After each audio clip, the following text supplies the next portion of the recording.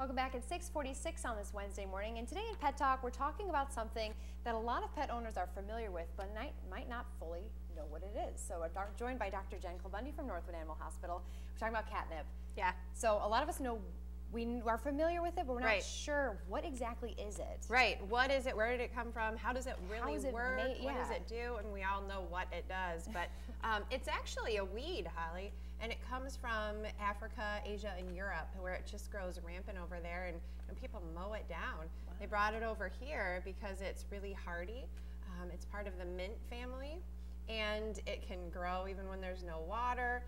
It's repellent to deer, so they don't eat it. But one thing they found along the way is that cats love it. Right, we all know the effects that it has on cats. Right. But why do cats like it so much? Right. Well, you know, it's a neat little drug because it affects sensory areas in the brain that control behavior and emotion. So in small doses, your cat becomes either extra loving or they can be crazy. Some animals, it sedates them a little bit. They drool, they fall asleep. So it can actually have different effects on different cats, and it's very strongly genetically linked. So what the cat's mother and father did, that's what the kittens are going to do.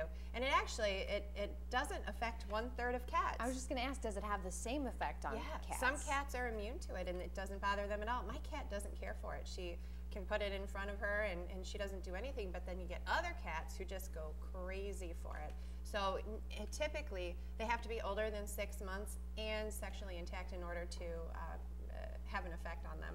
Wow, okay. And then one thing, since a lot of people do like to give their pets catnip, can it hurt them, or can they have too much of it ever? They can have too much. It's not going to hurt them, but some cats, if they have too much in a small period of time, they do become aggressive. They can run around the house, they can be attacking things, they start biting, they're growling, meowing.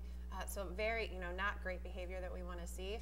The good thing is, though, Holly, it's not going to hurt them. It wears off in about 15 minutes. Right, so pretty short. Yeah, and small doses. Is there a difference between giving them the actual catnip that you can buy or like having it treated, a toy treated with it? It does affect them differently if they inhale it by smelling it or if they ingest it. And either one is fine. None of them are toxic. But if they smell it, it's going to affect them more strongly than if they ate it.